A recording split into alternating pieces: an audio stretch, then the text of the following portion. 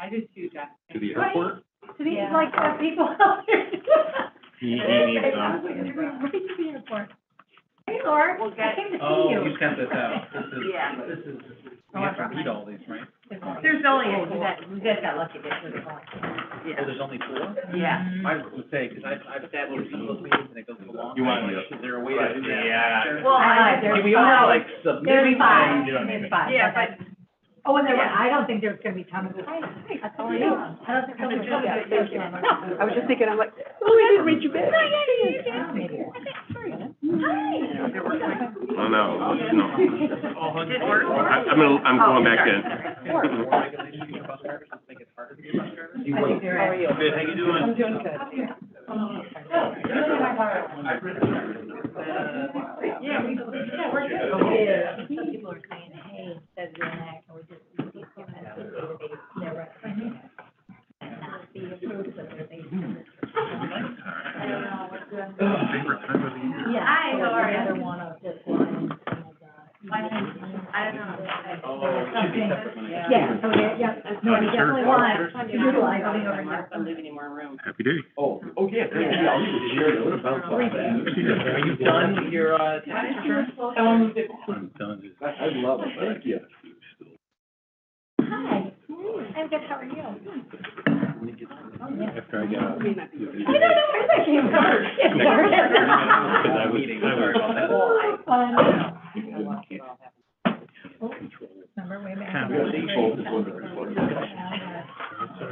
Some people think I Oh, yeah, so these are, every month, this is gonna be, who's gonna do the Yeah. project.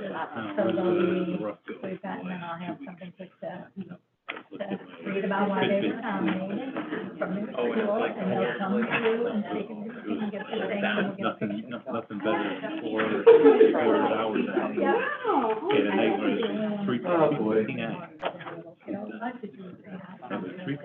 What did I do? So they'll come in. So, you know, Tuesday. No, it's still. Yeah, right. And signing paperwork. Yeah. You are, You know how to do that? I think so. Well, you know. Great. They're green. I think 601, so. I went on there. I saw them. You saw them yesterday. Yeah. I saw them today. All right, I will call to order the regular meeting at 6:01 PM. Quorum has been met. Can I have a roll call, please? Mr. Craddy. Mr. Troy. Here. Mr. Quagliano. Here. Mr. Bittman. Here. Mrs. Murray. Here. Mr. Thompson. Here. All right, with that, we'll move to number 2, and we'll enter into closed session at 6:01 PM. As indicated in the agenda, can I have a roll call? Mr. Thompson. Here. Mrs. Murray. Here. Mr. Bittman. Yes. Mr. Quagliano. Yes. Mr. Troy. Yes. Mr. Craddy. All right, with that, we will move forward with the closed session.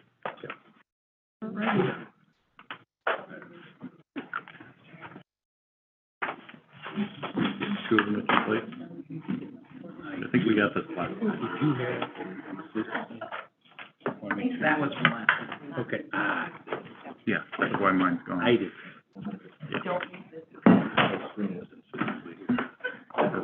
I'll wait. Yeah. I'm sure. Yep.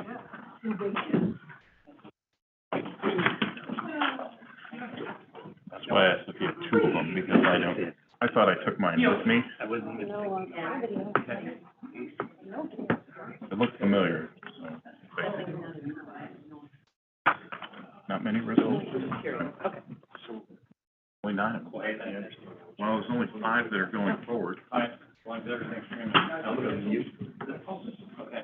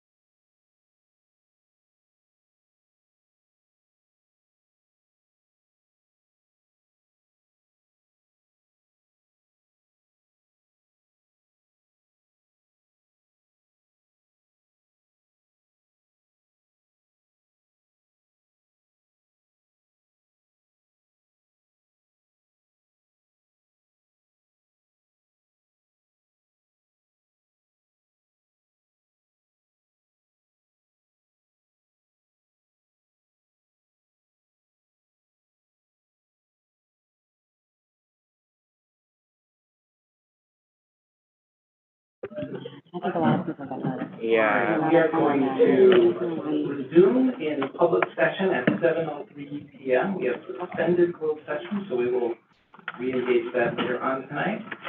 Can I get a roll call today? Mr. Quagliano? Here. Mr. Craddy? Mrs. Murray? Here. Mr. Pittman? Here. Mr. Thompson? Here. Mr. Troy? Here. No. All right, with that, we will move to the Pledge of Allegiance. We have the October Huntley High Five winners. So this should be interesting. Good evening, board. Come on in, guys.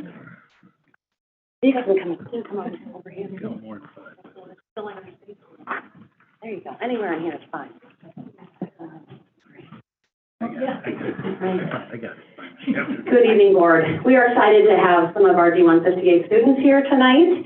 The Huntley High Five Award was started this year as a way to recognize students who are demonstrating our core values of being kind, respectful, responsible, safe, and involved. So we've got a student here from nearly every school here tonight who's going to start out by leading us in the pledge.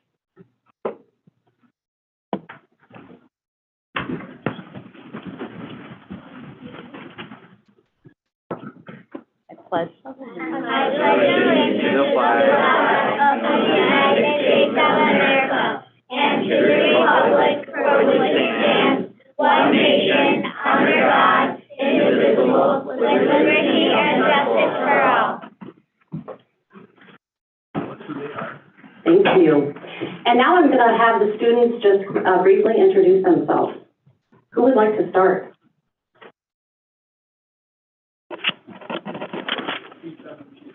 Hello, my name is Logan Haig. I'm an 11th grader, and I go to Huntley High School. Mrs. Barr, could we go ahead after they introduce themselves? I'll go ahead quickly and read what the school had to say. Oh. And then we'll have the next person come on up. All right. So Logan is from the high school. Logan is an outstanding student. In his years so far at HHS, he has modeled what it really means to be respectful, responsible, and be involved. Logan greets his teachers and his peers with a welcoming smile and always asks how they're doing. He is generally interested in getting to know others on an individual basis and goes above and beyond to include everyone. Within the classroom, Logan puts forth a great effort to achieve academic success. He is willing to go that extra mile to perfect a project, study for a test, or help his peers during the lab. While Logan strives for success in the classroom, he also demonstrated success in extracurriculars. He's a member of clubs such as GSA, Film Club, and RAD. He promotes these clubs to include others and is very passionate about them. Logan deserves this award from HHS as he is a great example of what it means to be a Red Raider. There you go, Logan.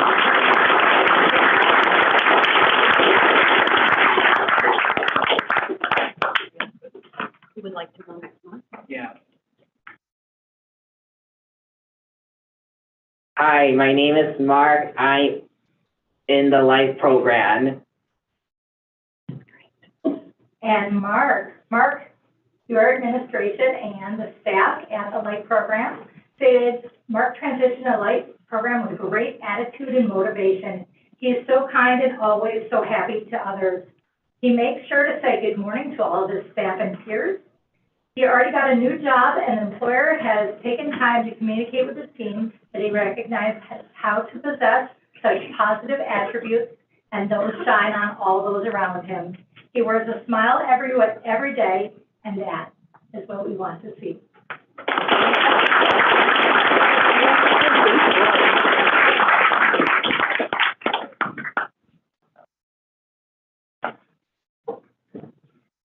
Hi, I'm Izzy DeGrazia. I'm in 8th grade, and I go to Marble Middle School. And Izzy, Marla said, Izzy is a role model for all. She advocates to make Marlowe Middle School a better place for everyone. She is involved in several school activities and has helped administration with several projects to better the student experience within our school.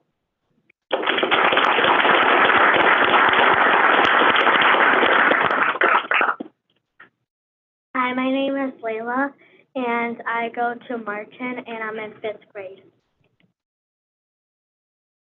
And here's what Martin had to say. I can always count on Layla to be a leader in our classroom. She is someone that is always doing what's supposed to be doing and is always doing it with a smile. She is a great friend to everyone and attacks everything with positive attitude. It's such a blessing to be Layla's teacher. She is truly an amazing student.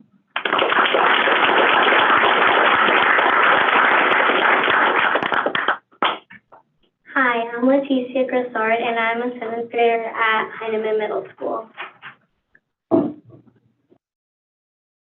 Leticia. Leticia is a hardworking, friendly student. She is always kind to her peers, respectful to staff, and is one of the first to participate no matter what class she's in. She is involved in many activities, including NJ, HS, cheerleading, and our school musicals. Leticia is not only a well-rounded student, but an overall person in general. We are so proud of her and all of her hard work.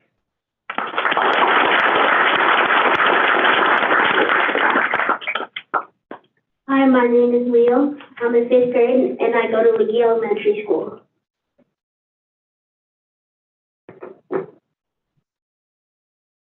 Liam is a wonderful student who is respectful to everyone, responsible with completing his work, and putting forth his best effort in all that he does, and involved in working in small groups. He shares his knowledge on topics, raises his hand to offer more to the class, and is a kind person. Liam shines at Lee.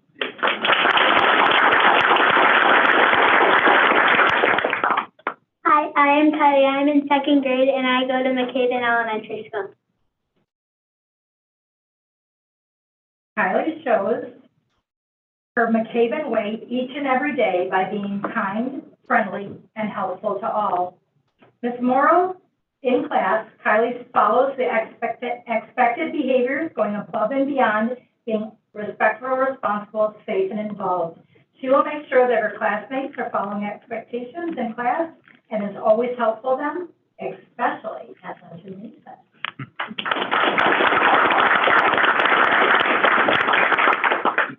Hello, my name is Philip, and I go to Conley. Philip is in Mrs. Henrich's 4th grade class.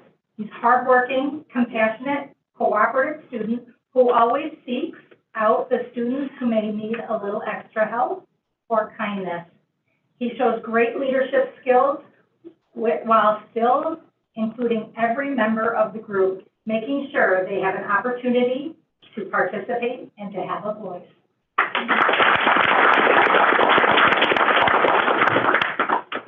Hi, I'm Jack, and I go to Chester, and I'm in 2nd grade.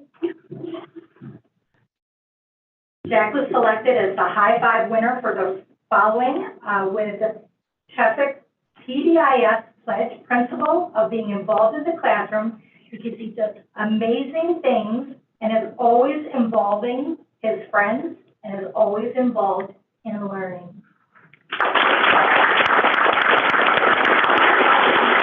Now, this bars out almost all of our schools, 9 of our schools. The only school we are celebrating and recognizing our early childhood students a little bit differently. They are definitely awarded things at that school, but with a pledge and still learning that, we will be bringing them forward for some other recognitions later.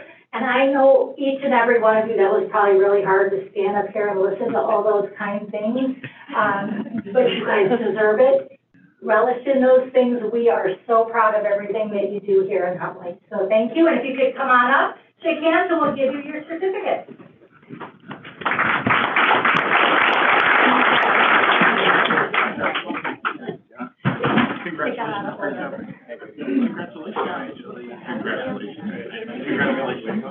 Congratulations to you. Congratulations, everybody. And congratulations to you. Great job. Congratulations.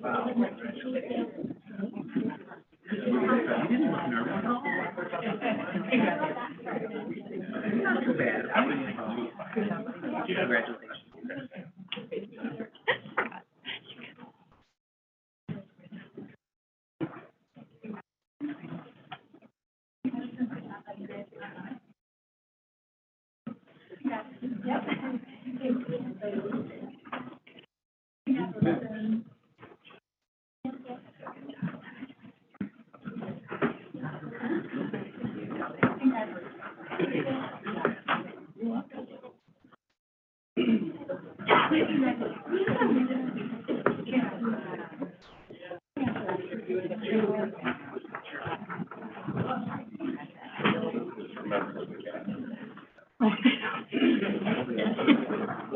Oh, look at you guys. It's as if you knew what you were doing. I guess you know what your was like.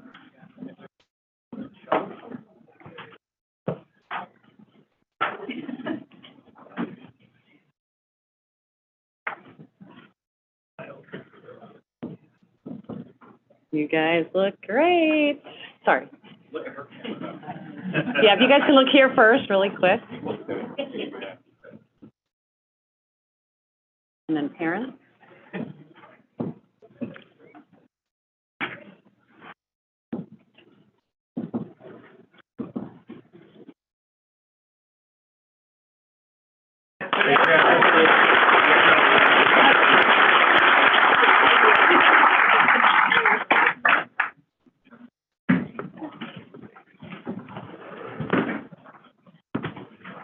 Outstanding kids there, appreciate it.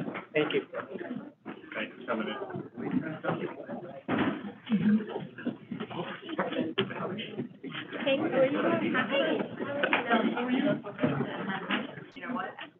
You know what you did?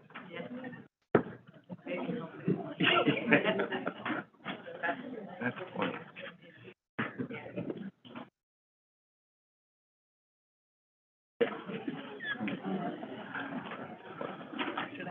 Here, I got you. No, I know, you just don't know. he treated it.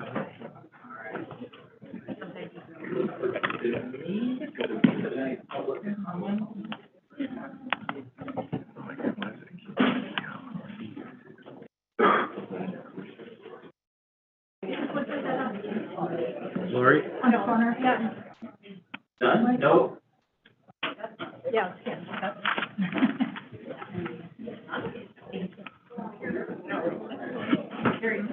All right, Ms. Cross, you are our only public comment. So I get as much time as I want? Where's my timer? I'm kidding. Okay.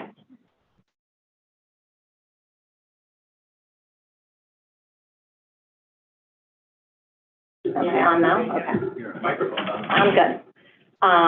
Okay, first, I wanted to say, I know that it's impossible to accommodate all activities and meetings, but there is more than ever conflicting meetings with special education meetings. And partly that's because there's more special education meetings. So I don't want to, not have that continue, because please, God, let that continue. We're finally getting somewhere. But people need a calendar just to arrange things maybe a little better, because as much as I would love to clone myself, none of you want that. My family doesn't want it, can't do it. Second, I'm disappointed in the lack of promotion, again, for the Spooky Buddies Club Halloween event during Inclusivity Month. I will remind you guys always that October is Down Syndrome Awareness Month. I appreciate that Huntley celebrates it for Inclusion Month. We need to do better. And you guys can give me the world, and I'm still going to ask for more. So I will be here to advocate for that every month. The next thing, Spooky Buddies is on Thursday, October 26th at 5 to 7:30 at Huntley High School. My kids are looking forward to this. I'm not really a crowds person. However, seeing those halls packed last year was really beautiful to see. I know there's only so many people, and I've gotten quick responses to correct things on Huntley 158, so thank you for that. But we need to be certain that we get the info correct the first time, especially meetings. The bills that went out, again, incorrect. I don't know, this I think is the third time, maybe fourth time. I don't know how to quickly add up that math for postage, mailing, ink, paper, all of the things, but I'm pretty sure that's a big waste for the third time in a row. And lastly, I spoke about this last month. I was informed that in front of Marlowe is Huntley, despite it being a Lake in the Hills address. We need to get an actual patrol car. So the Marlowe crossing needs to get a uniformed cop out there, maybe a true safety officer. Not sure who that falls under. Maybe Mr. Dean can share if getting a traffic patrol car there for drop-off in the morning is out of the realm of possibility to keep our students safe. However, I would like to give a giant kudos to Joel at Marlowe for being traffic control in the morning and keeping our kids safe. He has done an amazing job, but now no one is flowing the traffic inside the parking lot. So we fixed one problem by making a different problem, and I feel like that's kind of always what we're doing, playing catch up. So if we can figure out how to get an officer there, I know we're always about budget, but it is a 20-minute window, not that hard to figure out. Thank you. Thank you, Ms. Crosby. All right. Moving to number 6, revision and adoption of the agenda. Any questions or changes to the agenda as noted? Okay. With that, I will make a motion to adopt the agenda as presented. Second. All right. I'll give that one to Mr. Thompson. Can we have a roll call? Mrs. Murray? Here, yeah. Yes. Mr. Bittman, Yes. Mr. Thompson? Yes. Mr. Troy? Yes. Mr. Quagliano? Yes. Mr. Craddy? With that, we'll move ahead with the agenda as listed, and we will move to number 7, Ms. Lombard. We just wrapped up our first quarter of the school year. Can't believe that it's going by quite quickly. Just one update. I don't know if I'm feeling thunder or not, but school report cards and data and designations will all be released by the state on October 30th, supposed to be around 9 o'clock. Just a reminder that the district website, as well as all of our student handbooks, does have a live link that will take us to the district and school report cards when those do become available. So next month we will have more detail on a data presentation, but please watch for those on the 30th.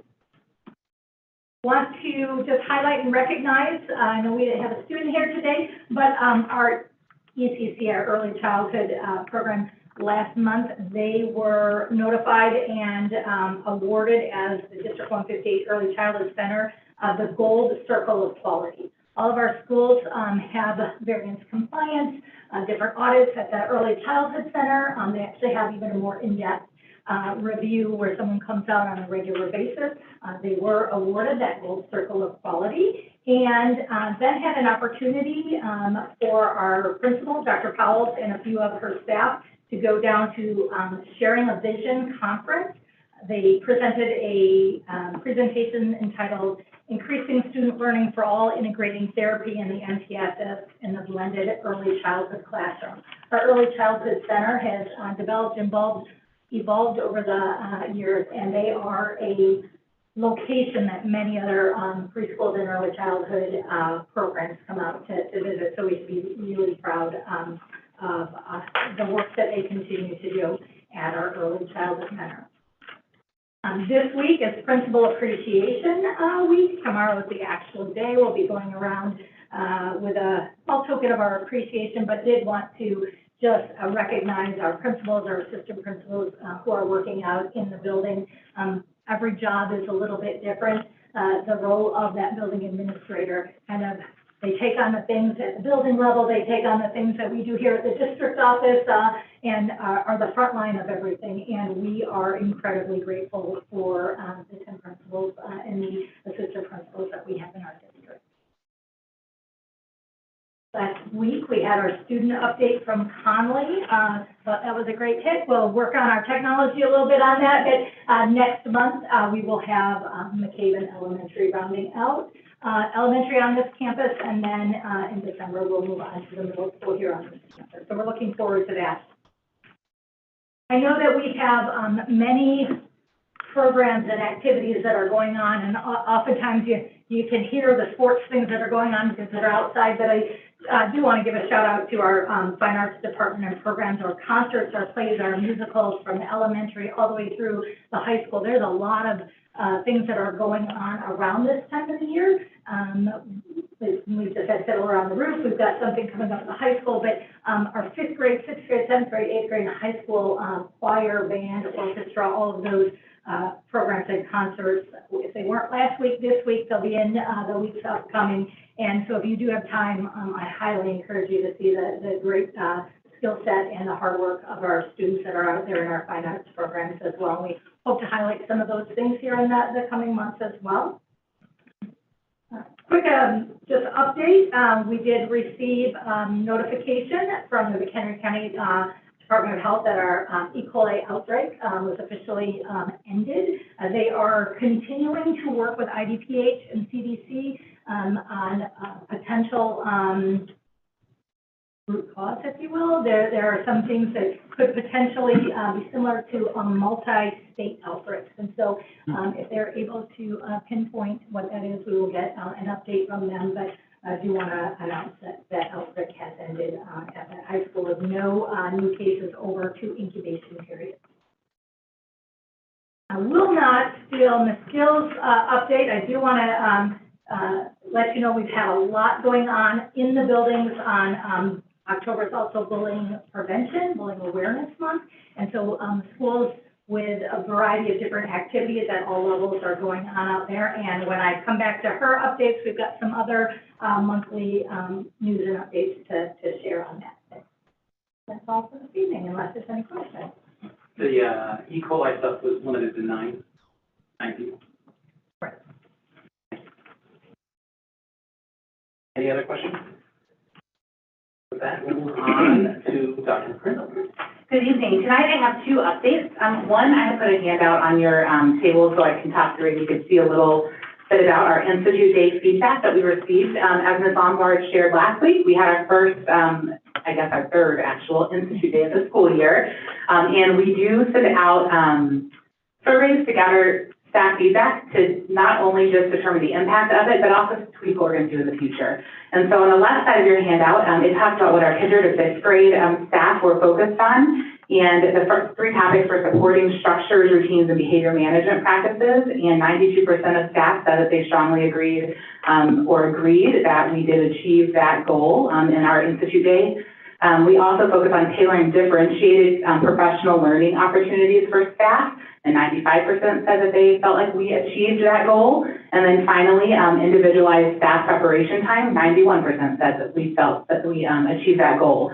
We brought back something new, I guess, with some choice sessions. So we offered 19 different choice sessions at the elementary level over at Martin Elementary. They were all within those 5 categories down there.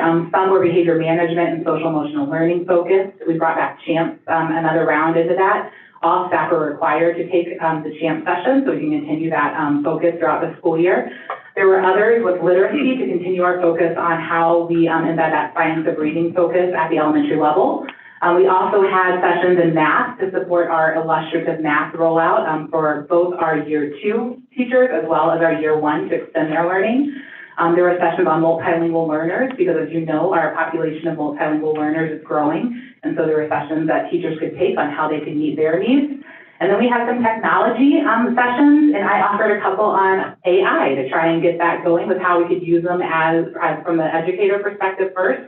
Hoping to gather some interest as we build out our AI task force that's going to start meeting in the next month or so, so we can start to address what that will look like here in Huntley. And so I just want to say thank you so much to our teacher leaders. We had some teachers lead some sessions. Our instructional coaches are integral in being able to provide all those options. Our building admin all took a session, and some of our district admin. And so overall, 88% of staff gave all those sessions a 4 or 5, which I think is a pretty good score to have. On the back, I did include just some comments. You can look at those later. But I'll be honest, we have never really received things like, I wish I could have done more sessions, or offer this again. That's not normally what we see. And so we took that as a positive, and we plan to do that. So very exciting to have that feedback from the K-5 level.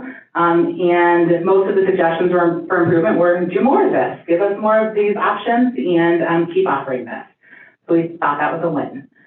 Flip back to the front. I try to be condensed it all. The 6th through 12th grade level, they really focus on rolling out the science of reading right now. And so we've been doing that for the last 3 years over in our elementary schools.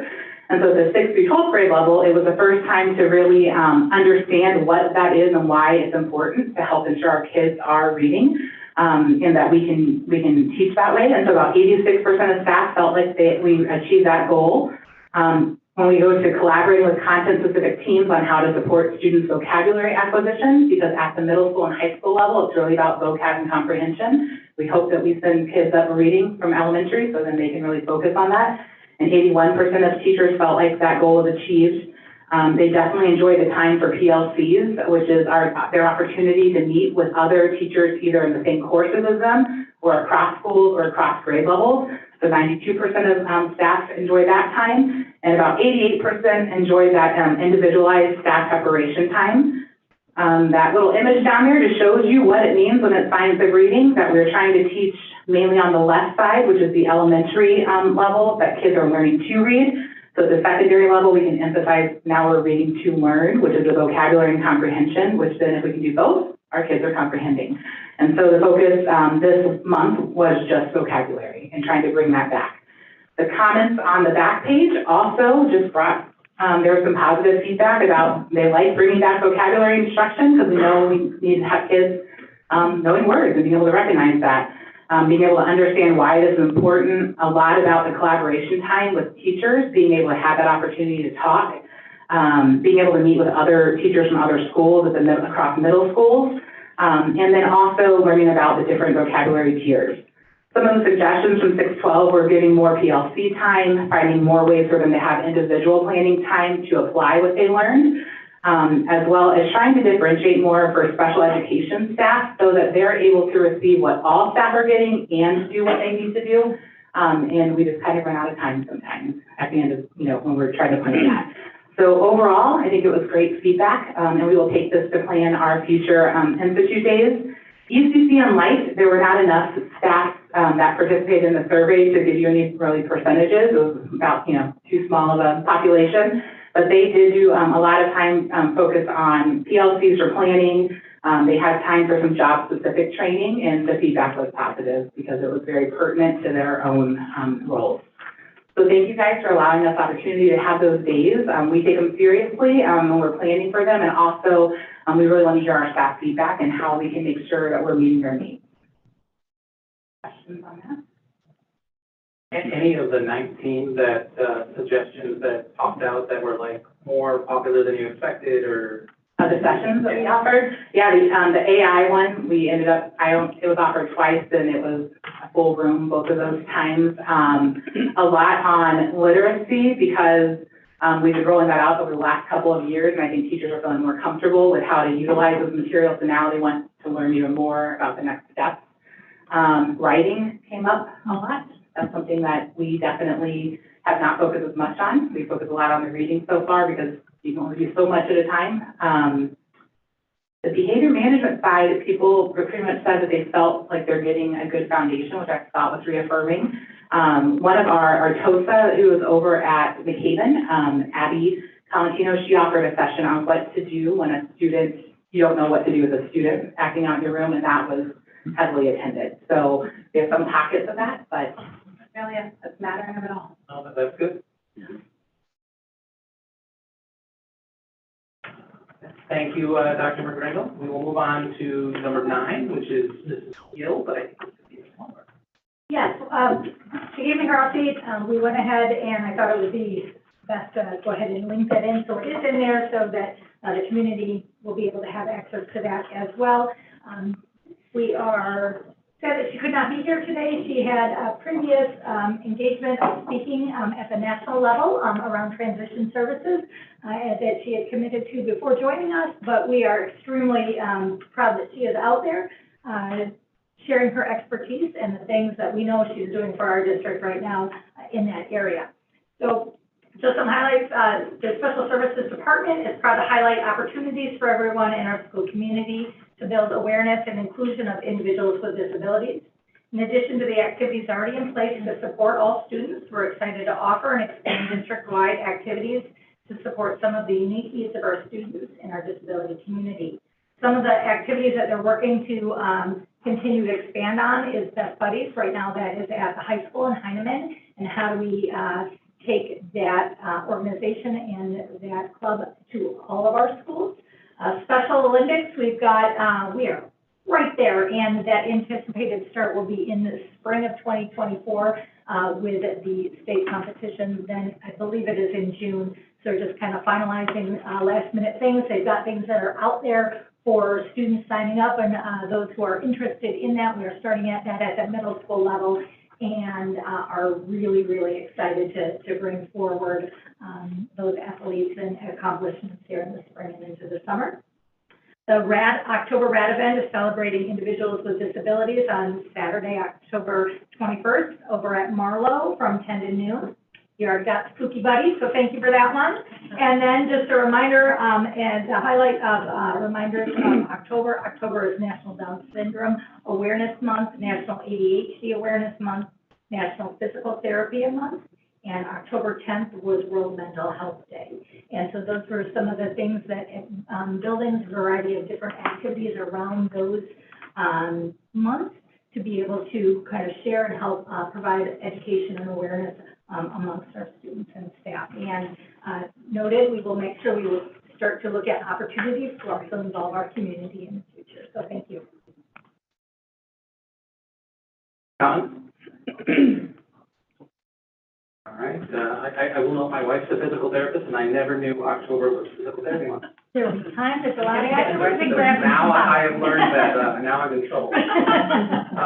All right, Ms. Murray, Community Relations and Student Outreach. Great.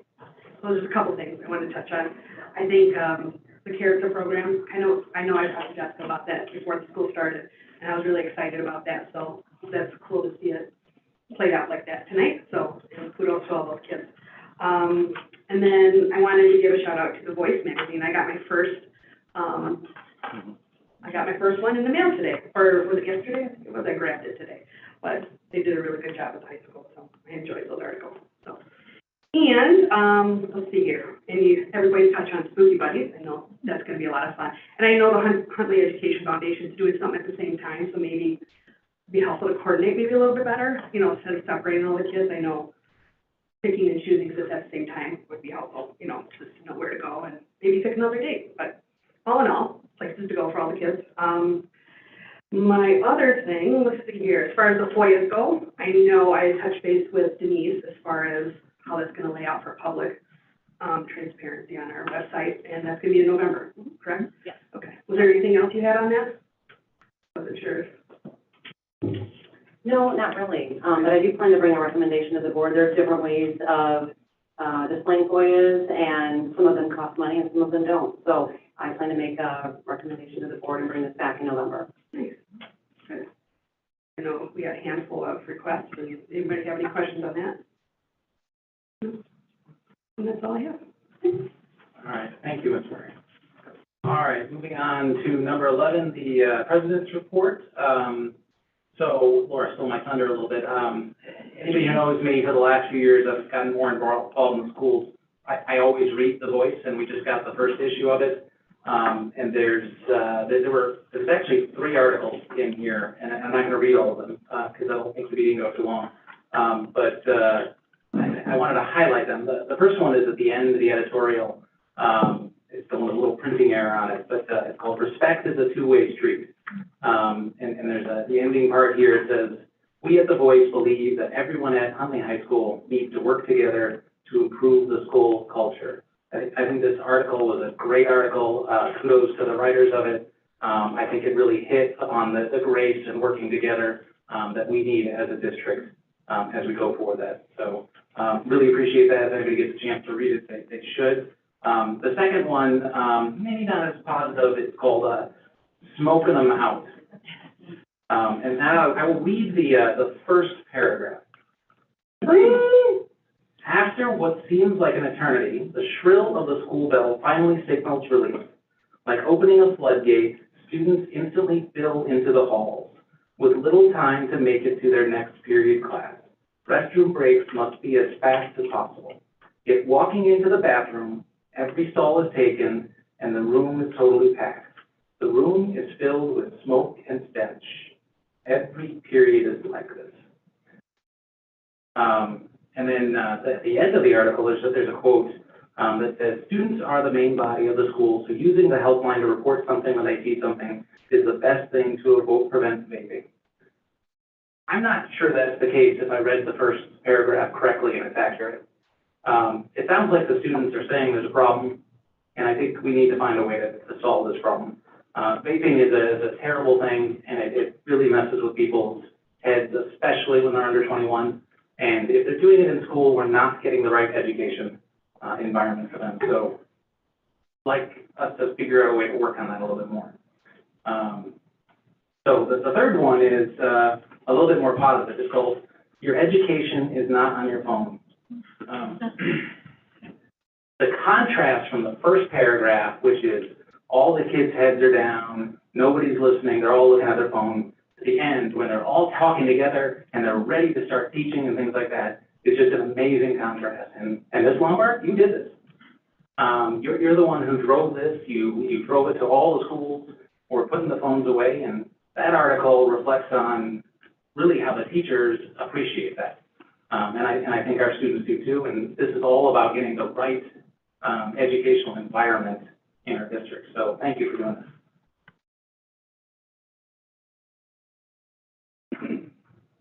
All right, 11.1, board discussion. Any new business items we'd like to bring up?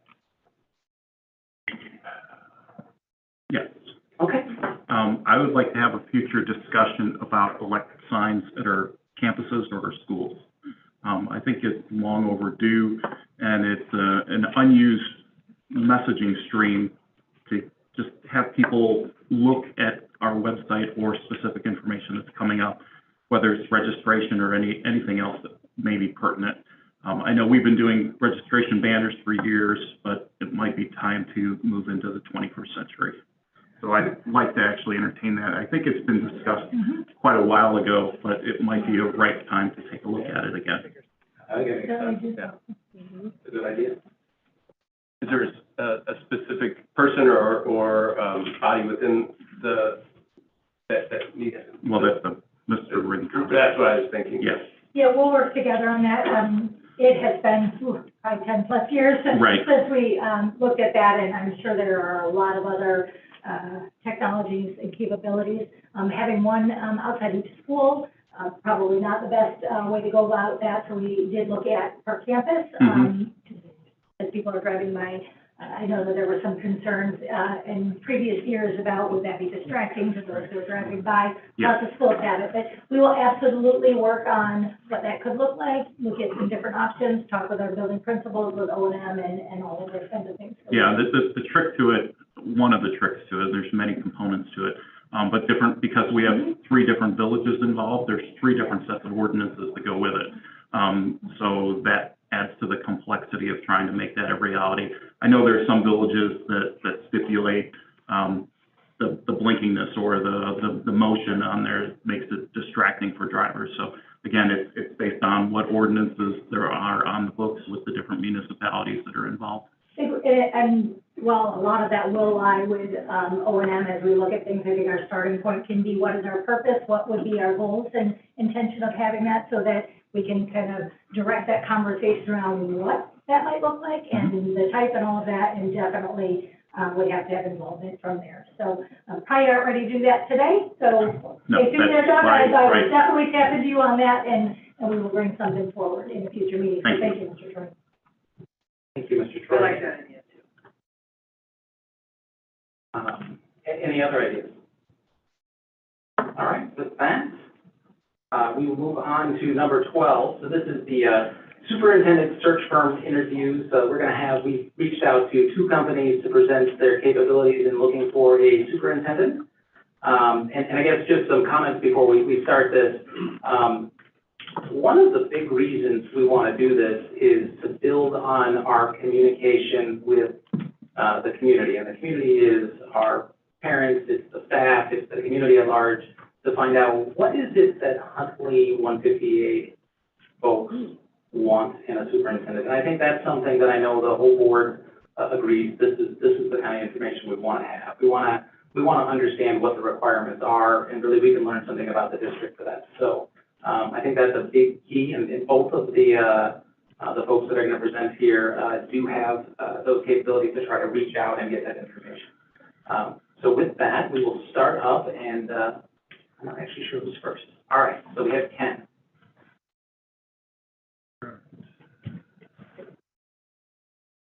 Thank you for patiently waiting.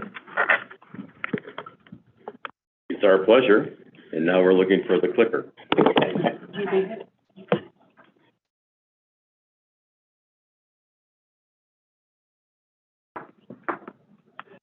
I'm Ken Art. I'm the Senior Associate for Hazard, Young, and Atia. I also am the former Superintendent of Schools for District 300. And joining me tonight is Dr. Jane Westerholt. Thank you, Ken. Good evening. So happy to be here tonight. I've been with HYA for over 15 years, so I can tell you that in all of the searches, it's really nice to go to one that's a destination district. It really helps in our recruiting that you have so many good things going on in this district. And those are our pictures. So let's continue on. And Hazard, Young, and Atia has been in business for over 35 years. We're located in Schaumburg, and we've done over 1,600 superintendent searches during that time. We emphasize that we have a national reach with local presence. And so all of our associates are retired superintendents, and HYA tries to pair the associates with the search with persons that are familiar with that area, which is why we were selected. Likewise, we pride ourselves in giving school boards 24-hour attention. So everything that we do is available to the board on the board portal, which is a secured site. And we also make sure that we are with the board from the beginning to the end of the search.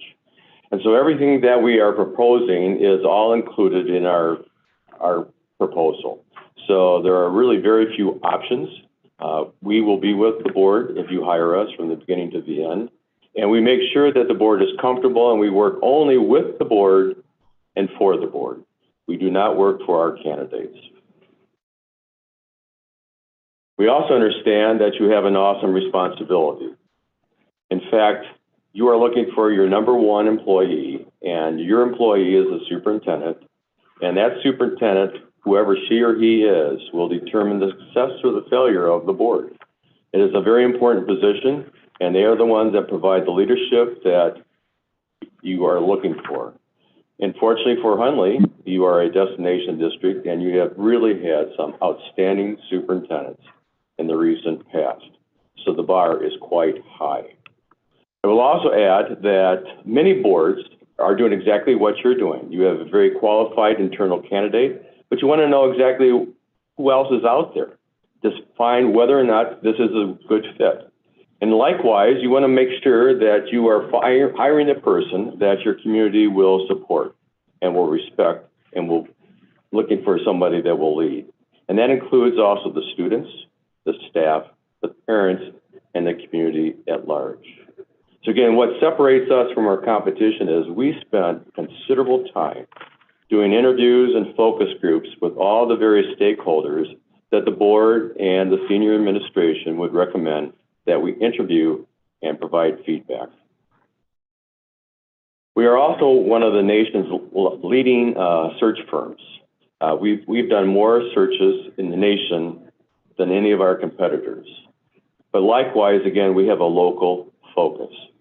So while we pride ourselves on national searches, and we've done some of the largest school districts in the nation, we also have done some of the smallest school districts in the nation, like 500 students. It doesn't matter. Every community, every board is looking for their number one leader, because that leadership counts.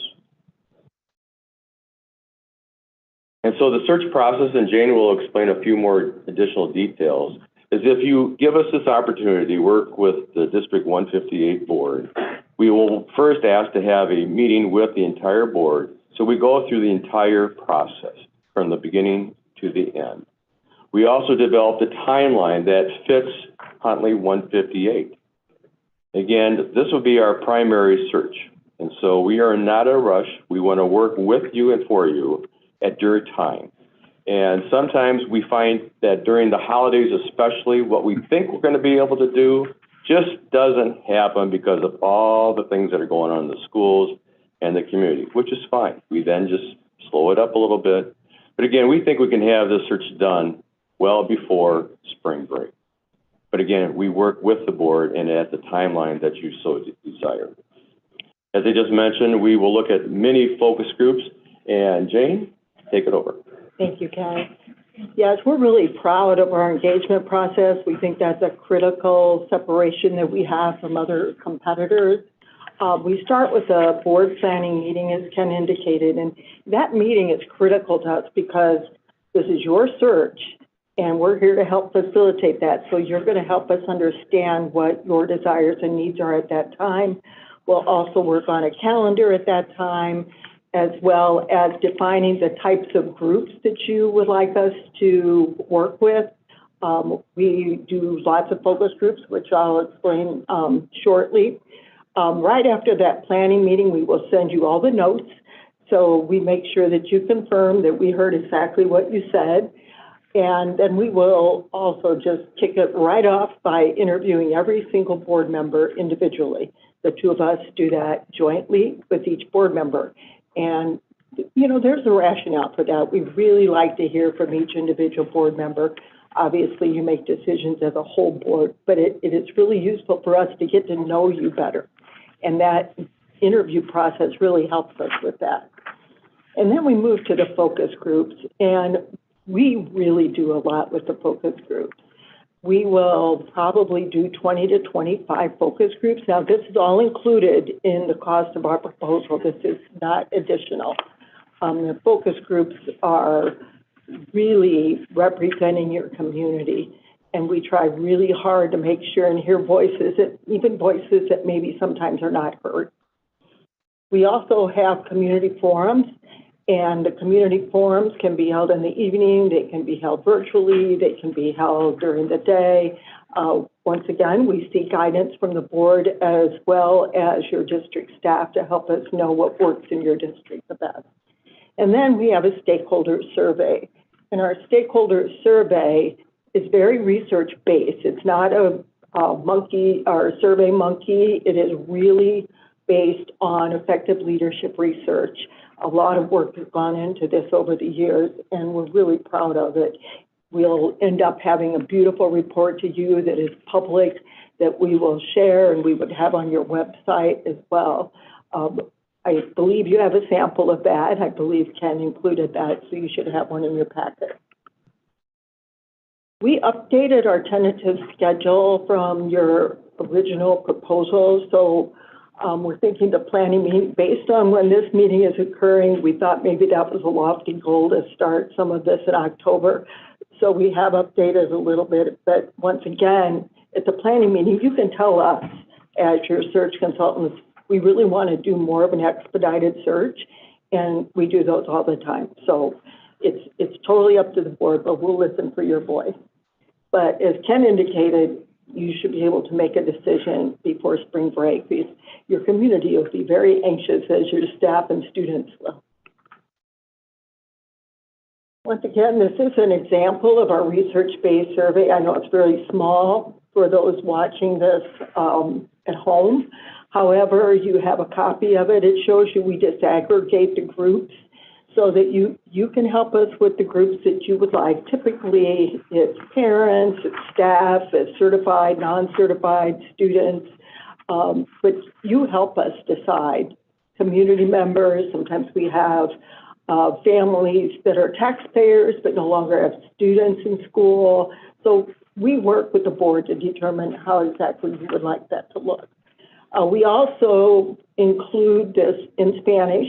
That's no additional charge, but we also can translate into other language, and we don't use Google Translate.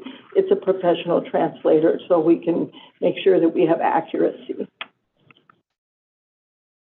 This is how we facilitate our focus groups.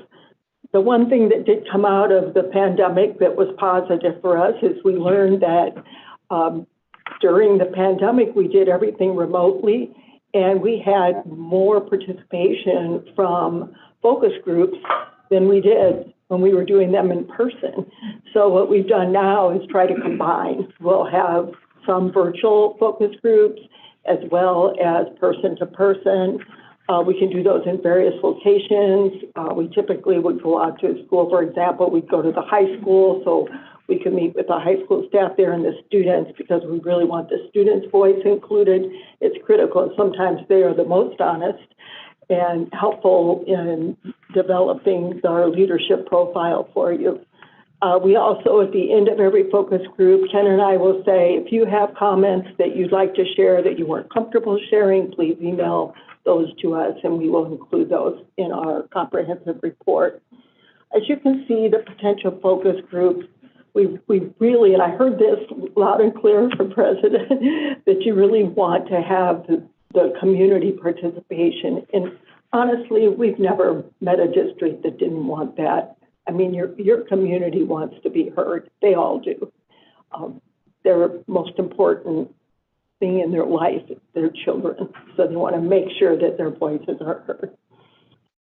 And then we will make sure and be very flexible with the schedule. If you want us to do focus groups on the weekends, we can do that. If you want us to do evenings, once again, what works for your district, we'll take your guidance on that. And then we really want to make sure that we include the voices of all of your stakeholders. And then last but not least, if you haven't had a chance to go to our website, I would encourage you to do that. One of the things that's really great about our site, and Ken was going to talk about how many hits we have, which are phenomenal, but we not only put our searches on our website, we put every single search that's out there that we're aware of. So even if you're in a different firm, your search is going to be on our website, but those that we are doing for HYA will always be at the top. So, for example, if we had District 158, we would have that right at the top, so everyone would see it first thing and not have to scroll down. So again, we have over 25,000 hits per month on the HYA website. It's because we also emphasize our competition. We're one of the few that do that. But the HYA vacancies will always be front and center. On top of that, we have over 400 people each month, because of those vacancies, will apply for a position. That also separates us from our competition, because those who are interested in a leadership position will know, just go to the HYA website, it's all there, so you don't have to really keep searching. Now, I'll also add, again, the national outreach really has helped in Jane and I's searches. And so you might say, well, why would somebody from another state be interested in coming to Huntley? Well, quite simply, they might want to come back to the northwest suburbs. They might have family in this area, or they might want to have their family go to a quality school district. And Jane and I have had very successful searches from candidates coming from Wisconsin, from Ohio, from Indiana, coming to Illinois because of the reputation of Huntley and other school districts that we have worked with. So again, that's where the national outreach with the local focus really pays off. And continuing on, while advertising is important, we have found that 75, if not 80% of our successful recruits were because of our recruitment efforts. So advertising is important. But Jane and I, we basically re-recruit. And we're very pleased because in our proposal, you have searches that we have worked on. We have 100% completion rate. Nobody's ever been asked to leave. Nobody has ever been disappointed. They've moved on to maybe larger districts. But Jane and I, we're very pleased right now with 100% retention. Our company is right now at 96%. But again, keep in mind that we've been in business for 35 plus years, and the company has also done very large, complex districts like Houston, LA, New York, and et cetera. Jane and I, we're more local focused. And again, we walk the talk. And so if you give us this opportunity, you will be provided a very diverse slate of very qualified individuals, men, women, and of different ethnic origins. We pride ourselves in making sure that you have a very inclusive slate to select from. And again, this is up to the board, but we will give you 5 to 7 persons, if you so desire, that are highly qualified, that match those leadership profile reports that Jane and I have heard from your community and what the board is looking for in your next superintendent. And so we stay with you until the match is found. And we promise you that you will be pleased, and if not, we'll do the search all over again at no additional charge other than expenses. And again, we also do not recruit those that we have placed, unless the board says, you know, it's time for them to move on and whatever, but like I just said, that's never happened. So at this time, we will entertain your questions that you might ask. Just a point of clarification. On that itemized list, the focus groups are part of the fee quoted, or is that the additional service per day quote that you provide? It's all included. All included. And what would be an example of those additional services that were broken out at $1,500 per day?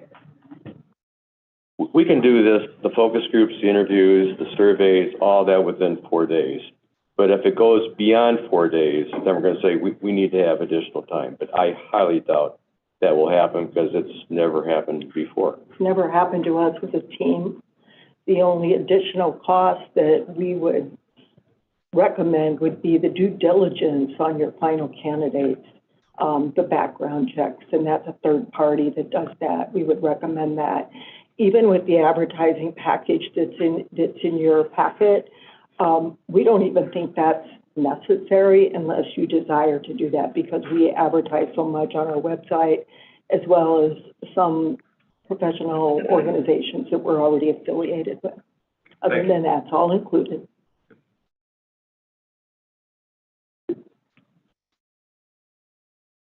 I don't have any questions. I'm familiar with, obviously, last search we did, the type of job we did, so let others ask questions, but,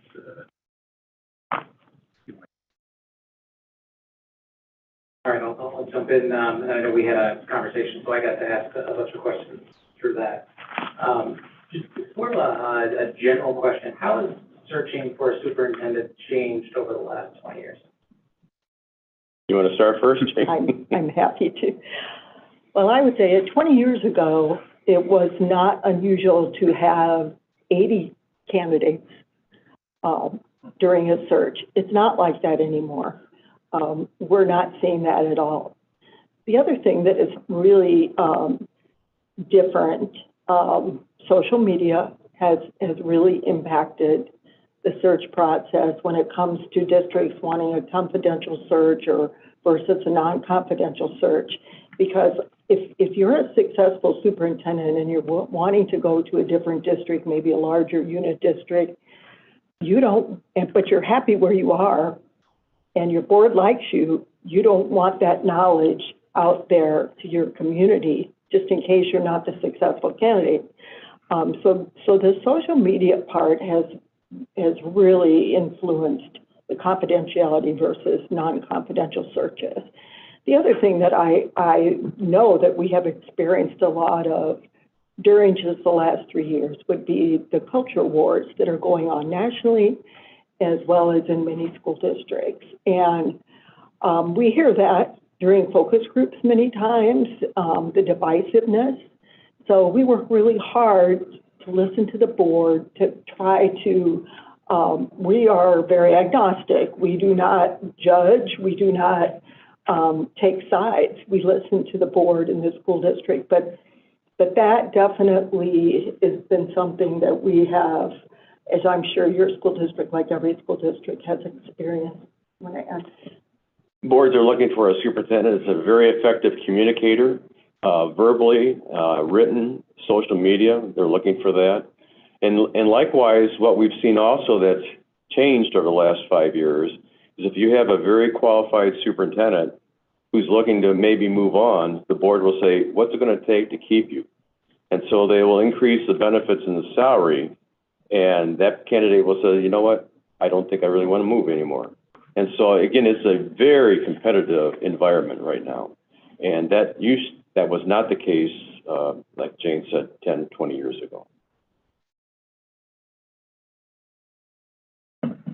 One other question, just for, I might ask this when we're on the phone, but just for more public consumption, you'll put together kind of a salary recommendation based on the area, those types of things, just to make sure that we're competitive as a district? That is correct. That's also part of, that's included, yes.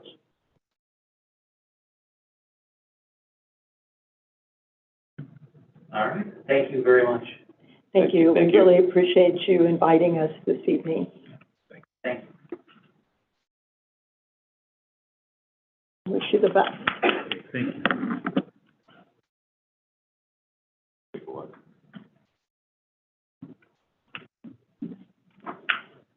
We'll come back, but we don't need to hear our competition. It's one of those ethical things. It's on YouTube. We're all friends anyway. That's right.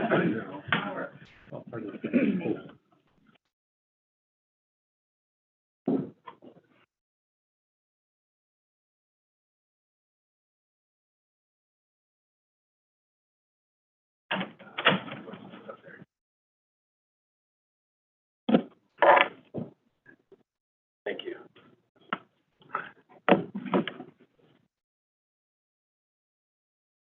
All right, let's welcome Alan Mulvey Hi, good evening, everybody, right. from IASB Executive Search. Thanks for having me tonight, and appreciate the opportunity to talk to you a little bit about the search process that School Board Association could provide for you. Again, my name's Al Mulvey. I've been with IASB for 9 years now.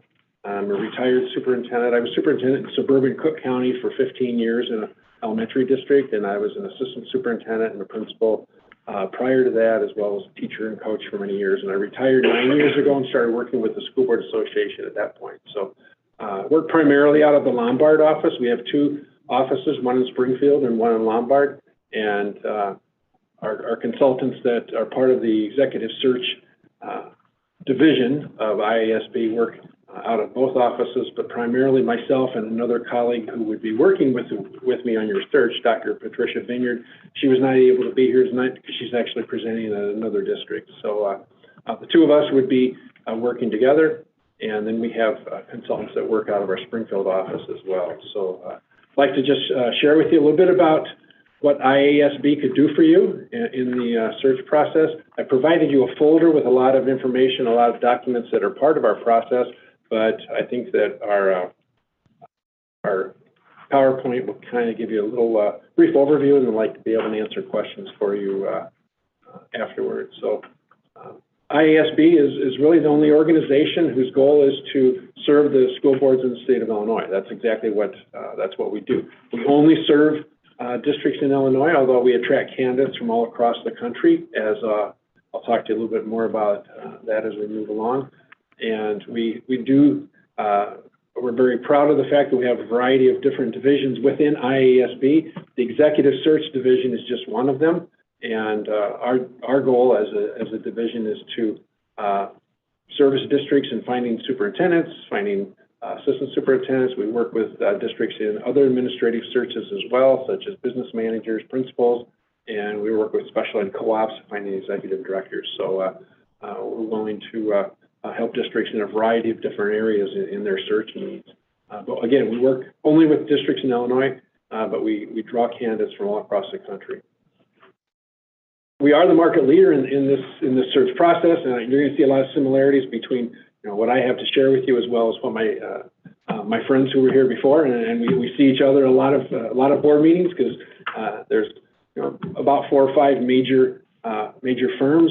We're the nonprofit firm, and the others are for-profit. We always like to make sure that that's something that's pointed out. You already pay to be a part of IASB, and so we find that we're able to have a significantly lower cost for the search process, and the search process is very similar to the for-profit firms as well, and they're very good people too. So I think that we have been doing it longer than any other firms.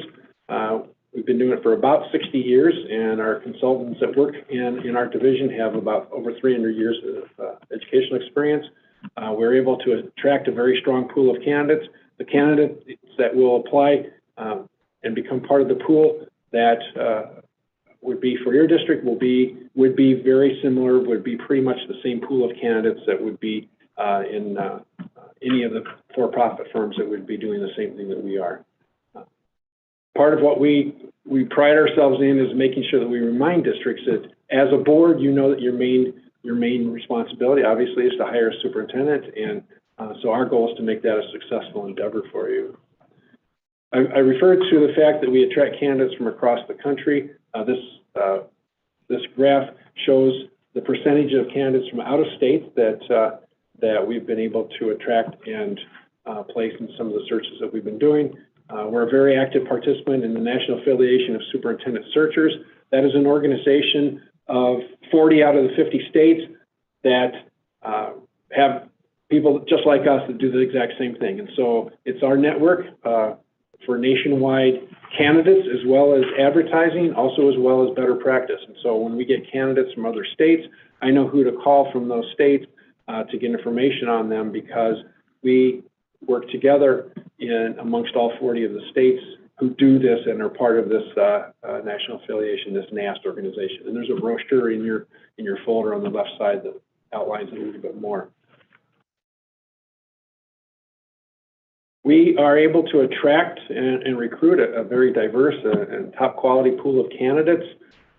We have found that when out-of-state candidates are looking to relocate to Illinois, that one of the first places they look for vacancies is on our website, and we're linked to IASA's website, the school administrator's website. So this is one of the first places that out-of-state candidates will look to find superintendent and other administrative positions in Illinois.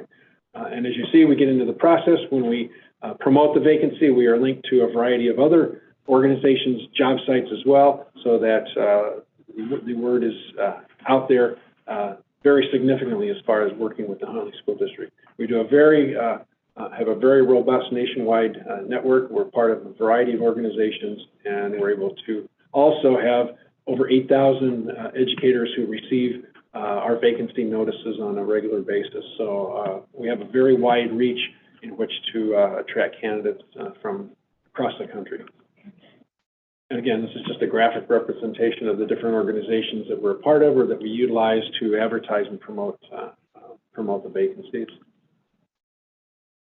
Right up front, I'll tell you what the cost of our search is, and it's based on enrollment. Our search is based on enrollment.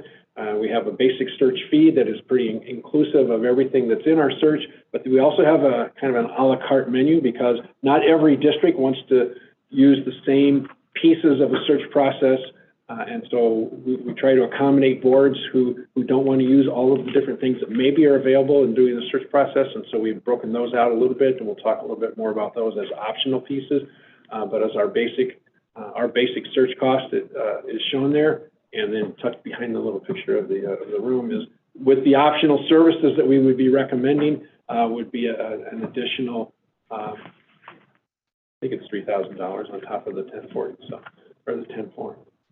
And these next couple slides will just kind of outline the steps similarly to what's outlined in your folder as far as what's entailed in the search. The initial piece of the search involves putting together a profile of the desired candidate. And that involves surveying the community, it involves surveying the staff, it involves interviews with you as board members.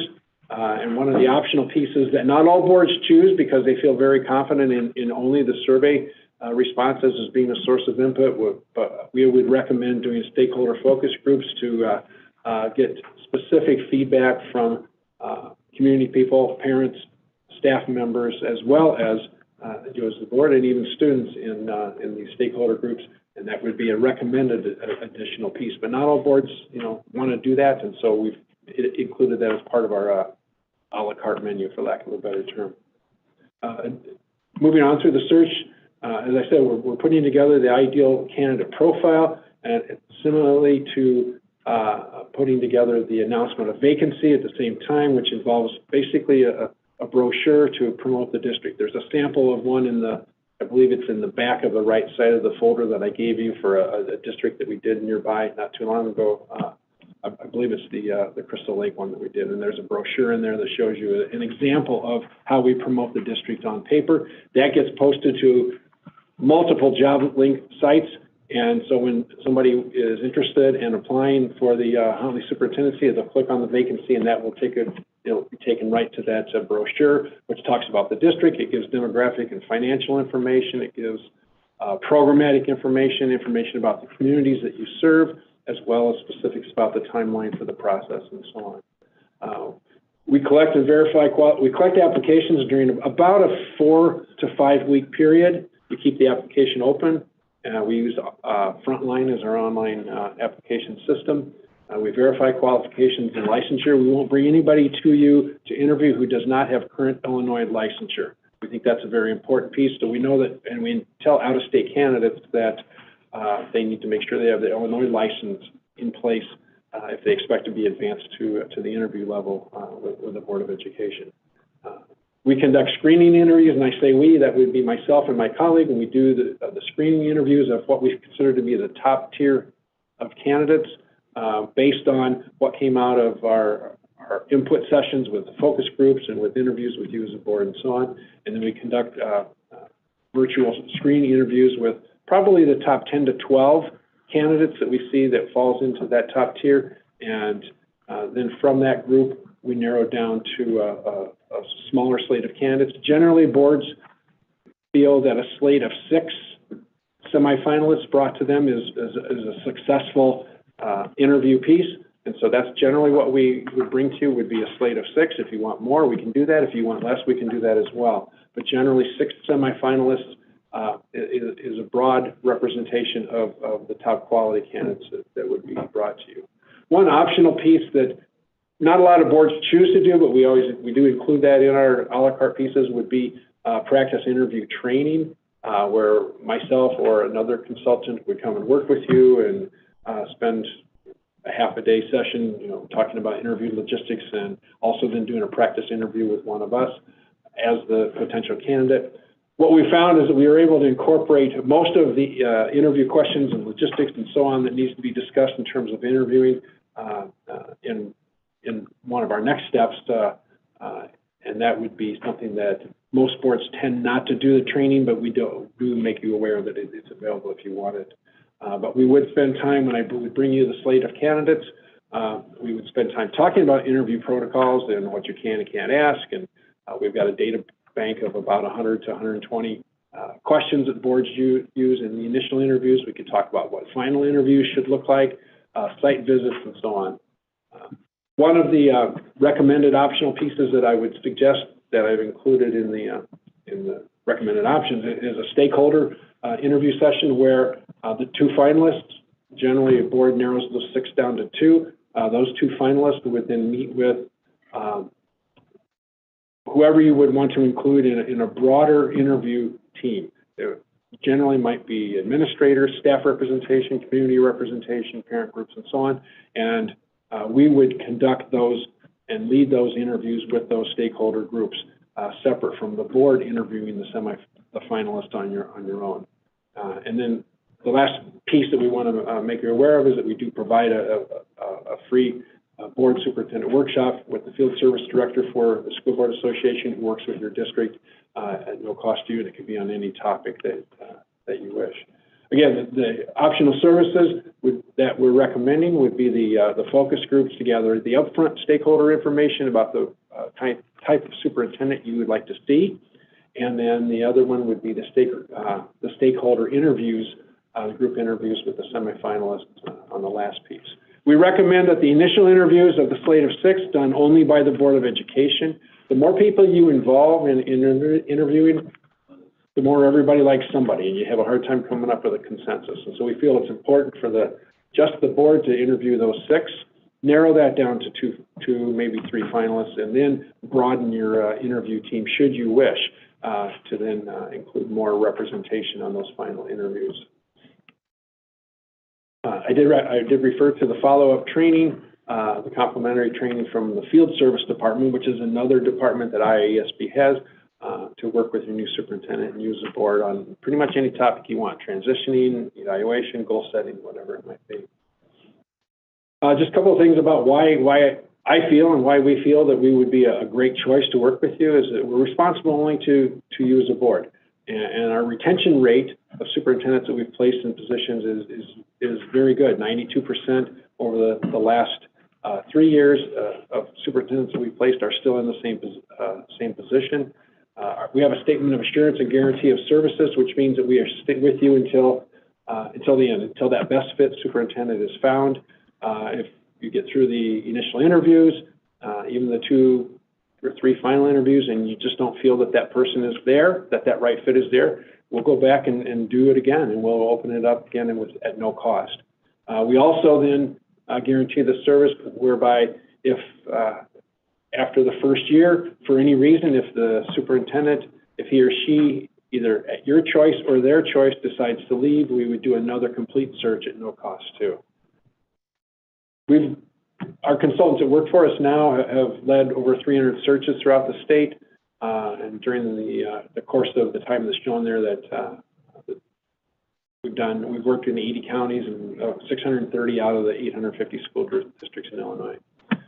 We are your advocate. We have like I said, our division is one of several divisions that the IASB has that can work with you. We want it to be a successful process. Obviously, we want you to be successful. As a former superintendent, I know that it's a fiscal decision, and that's something that we're very cognizant of, and that's why we're able to keep our cost very reasonable as far as the Board of Education is concerned, and we want the best fit leader for you. The folder that I gave you has a little bit more detail of the steps in the process, along with some flyers that go along with supporting some of the information that I presented to you. And with that, I'd like to hopefully answer any questions you might have on our process or anything else. Thank you very much for the presentation. Questions? One I'll ask you is, as far as after 3 or 4 years after we place somebody, do you ever go back in a future superintendent search for somebody else and come asking for a superintendent who's currently under contract that you placed at a district? Will you?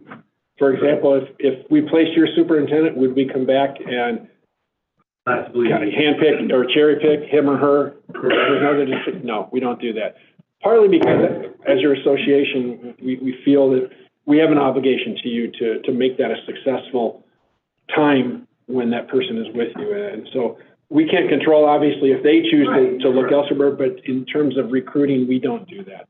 And we don't have a set time frame in which we'll say we'll leave them alone, but we don't go back and say, you know what, I've got another district that you might want to be interested in.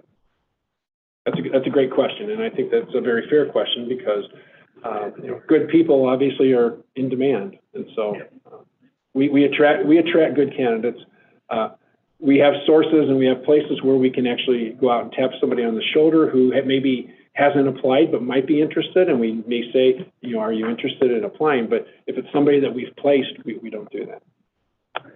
So the other question I would ask you is, again, because you are familiar with those individuals who are in here, how would you contrast your network compared to theirs? Again, they did place our last superintendent. I am familiar with their broad network. How would you contrast what your network is in comparison to that? Well, I mean, obviously they're a nationwide firm, and I think the network's probably very much similar these days. It used to be that it was probably more narrow, but I think because all applications are online, all postings and job vacancies are posted online and linked to a variety of job sites.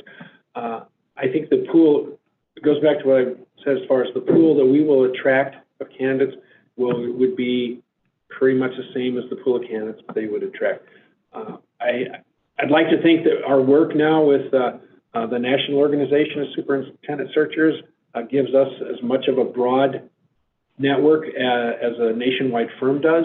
And I don't think the fact that we only serve districts in Illinois is a limitation at all. I think it's just because that's what we do, because we're your association. But I think that, I don't know if I'm really answering your question other than I think that we're very similar in the type of candidates and the number of candidates that we would have in our pool as any of the competitors would. Right. You would say you have as good or better access to candidates. Would you clarify? I think we do. Yes, in answer to that question, I think we have as good access to candidates.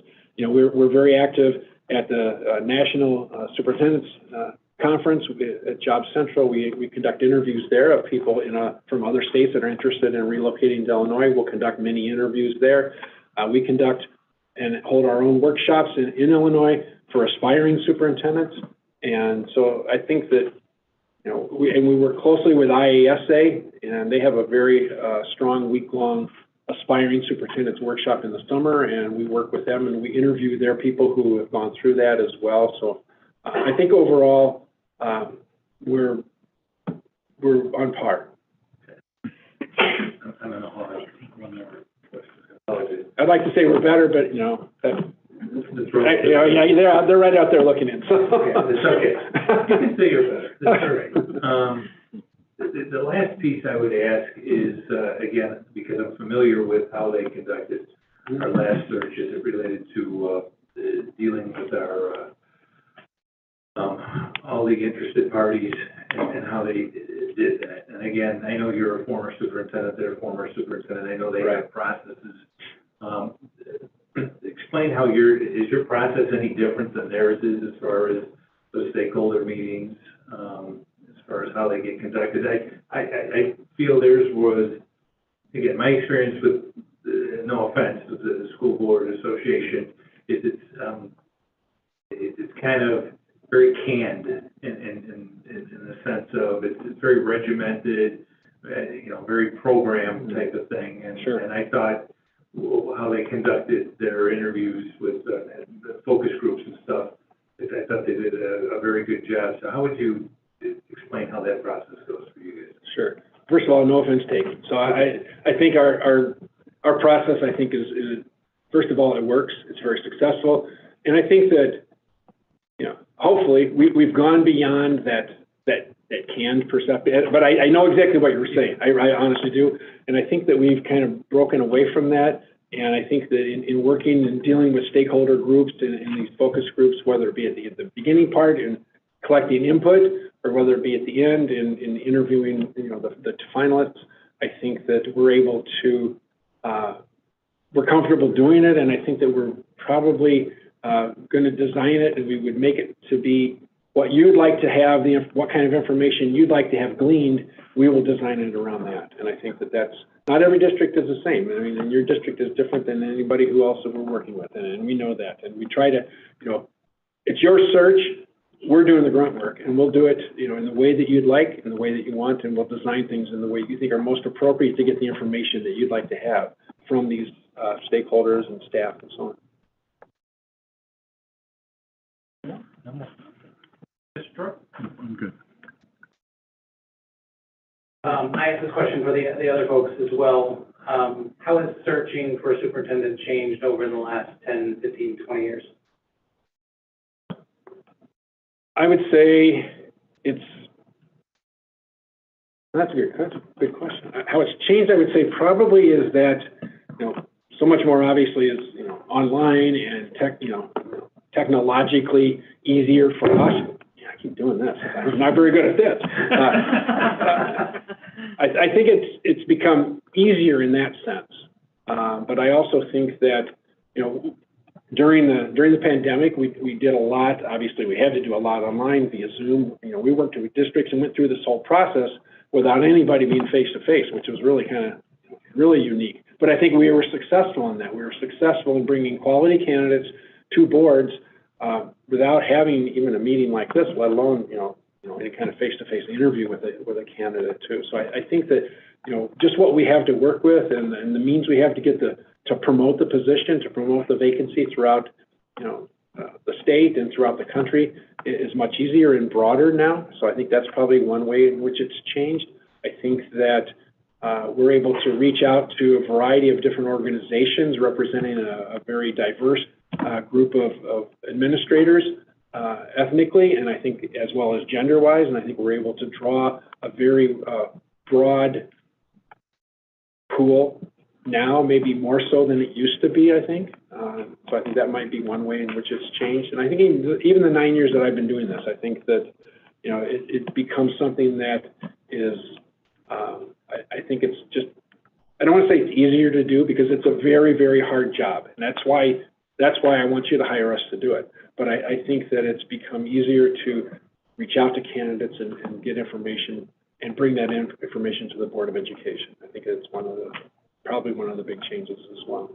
Okay.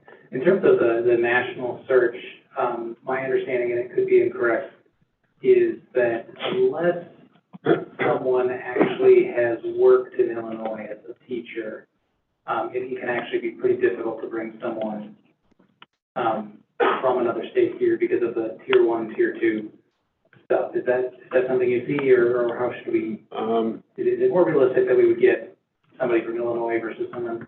I think that's you're probably realistic in that there will be definitely more candidates from Illinois than there will be from out of state. We're finding that in all of the searches we're doing. It doesn't matter where it is in the state, doesn't matter the size. I think that predominantly are Illinois candidates. So, but I think that those from other states who are interested, they know what they're getting into. They know what they have to deal with. They know that they have to have a different knowledge base as far as school finance than they probably do in their own state, as well as in some of the other pieces such as the tier 1 and tier 2 and so on. So I think that the majority of the candidates will be Illinois candidates, will be superintendents in Illinois, but we do also, we're finding in the searches we're doing right now that we have going on that there's a lot of out-of-state candidates that are interested as well. Thank you. Other questions? All right. Thank you very much. Thank you very much for your time. I appreciate it. Thank you very much.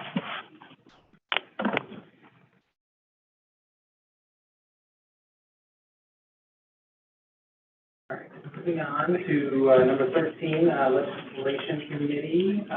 Updates. Don't have any updates. I don't know if there's anything else to pop in there or not. So then, pardon me? Do we even have a legislature?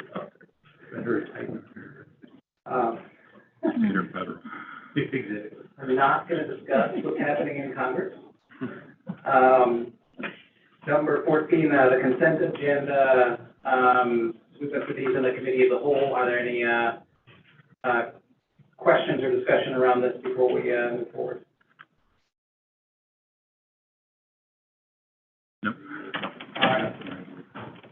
With that, I will move forward with a motion to approve the consent agenda.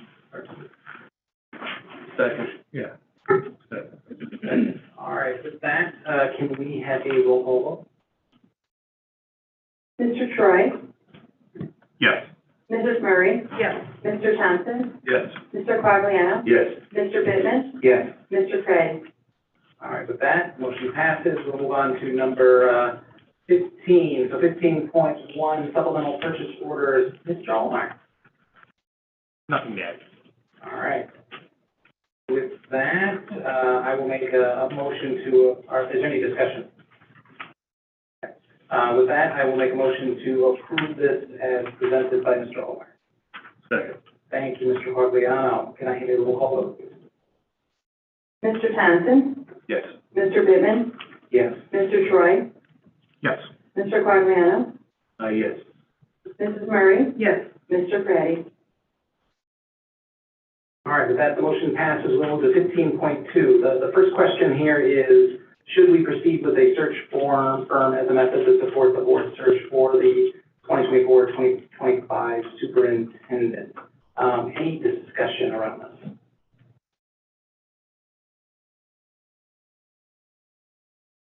The only discussion, the obvious point is, do we go any further, spend the money, or just consider what we currently have? I think we're all extremely pleased with what we currently have, but I think we all also agree that as part of our board responsibility, it's for us, on behalf of the community, to be diligent and do due diligence in this area and proceed forward with that. So I would continue to support proceeding forward. Okay, other comments? Concur. I concur. Very well said. Thank you, Mr. Troy. So with that, I will make a motion to move forward with a search firm. We'll decide on the next one. We will hire a search firm as the method to support the board's search for the 2024-25 superintendent. Can I have a second? Second. Thank you, Mr. Quagliano. Can I have a roll call vote, please? Mrs. Murray? No. Mr. Pittman? Yes. Mr. Thompson? Yes. Mr. Troy? Yes. Mr. Craddy? Mr. Quagliano? Yes. All right, with that, we will move forward. And for discussion on 15.3, I will note that if we don't feel comfortable making the decision tonight, we could move it to Monday's meeting if we wanted more time to think about it. But with that discussion about which firm we would like to go forward. I'll start out. Again, I have very good experience with Ezra Young and Tia. They did a very, in my opinion, a very good job leading the board through that process last time. They're highly detailed, and very organized in the manner in which they performed those tasks. I think they did an excellent job getting community input for us. So I was extremely happy with that end of it. I was extremely happy when our past superintendent left, and they had an individual who contacted our former superintendent. No, not at all. So I'm a little torn in that regard as it relates to them. I think they're highly qualified. I'm concerned about what transpired there. Like, if we care for that part of it, but having said that, I think they're definitely a top-notch search firm. Now, I've previously been, again, as you could probably tell with the question I had asked, the association is great. They do great work for us, but I always feel like they're a bit inside a box, so to speak, as to how they work. Gentleman who presented tonight, I think, did a very good job. I'm open-minded. I'm very comfortable potentially with this lower cost option. I think some of the differentiating is they are a non-for-profit, whereas the other is more in the realm of for-profit. So I do feel that they're just trying to help us out and do it at a reasonable cost to cover the cost. Not that the other isn't, but they definitely have a heavier motive involved there, and we saw that in action, as it took place in our last situation. So I'm personally, I'm not going to advocate them. I'm going to listen to you guys because I'm 50-50. I think they're both good choices. I'm kind of in the same boat, maybe with less history on the thing I'm struggling. I think we have two good choices here. So, looking for other comments from other board members on this.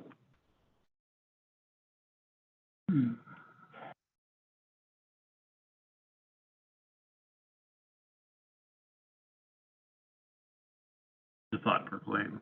Just a thought. I mean, No, sorry, I'm off mic. No, you raised some very valid concerns. That notwithstanding, I know there's an increased price to this, but I look at the value for the extra spend, and I think there is more value in that spend. So I also appreciate both firms. I don't necessarily feel that the work that was performed several years ago was something that would change my support. I was very pleased with the search process and the thoroughness of the process. So there's nothing in that process that would dissuade me from supporting that firm. Yeah, I mean, I want to make clear, I think both are extremely reasonable for the level of and quantity of service that gets provided. I mean, the cost, compared to the cost benefit of it, I think is spectacular in both realms. The association's obviously a little bit right on the cost effective side. yeah, I mean, from the business world, these prices are very low in comparison to what it would take to recruit someone to lead an organization like this. So the cost is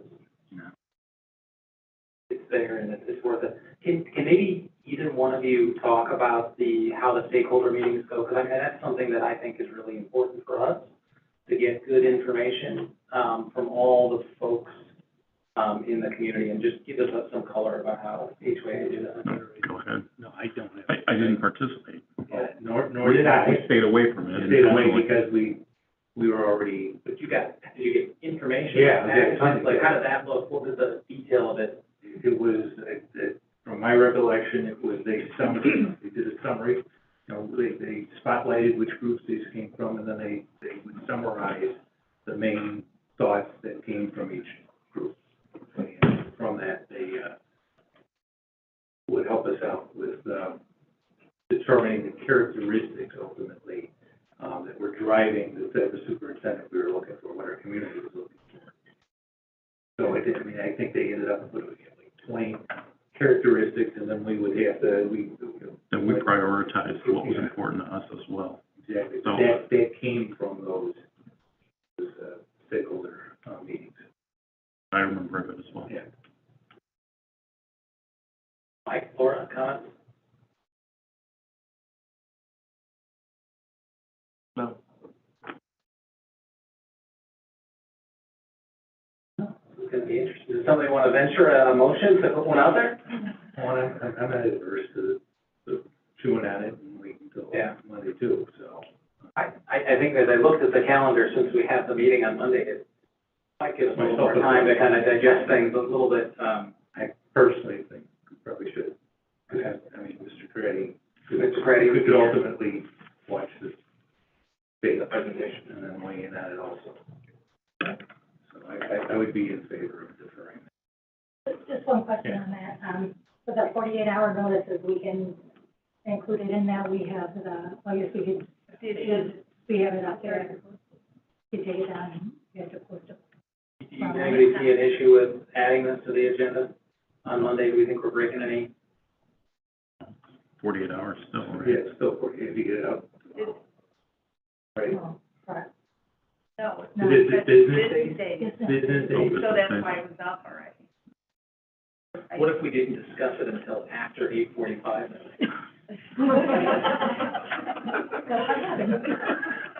It's going to be a long night on Monday. This is true. Yes.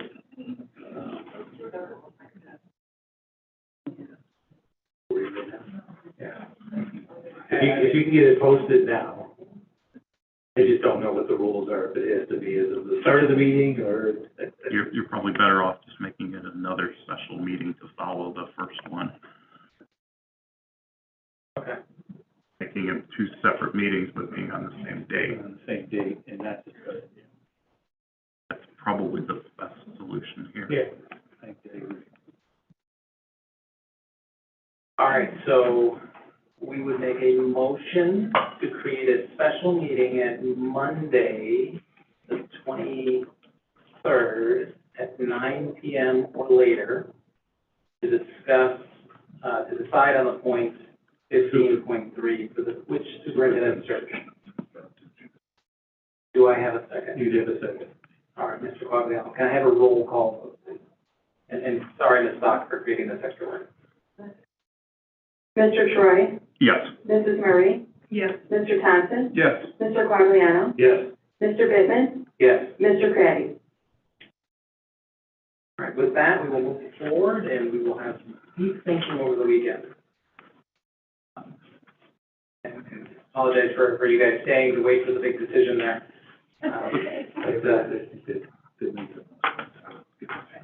Yeah, we can get the input and we can all think about it a little bit, because it's very close. You both did a wonderful job.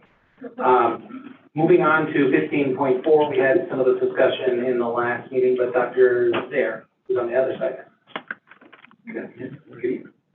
I don't have anything to add. We just didn't move forward because I didn't have a forum for our committee, but nothing additional to add here. Well, I feel any questions.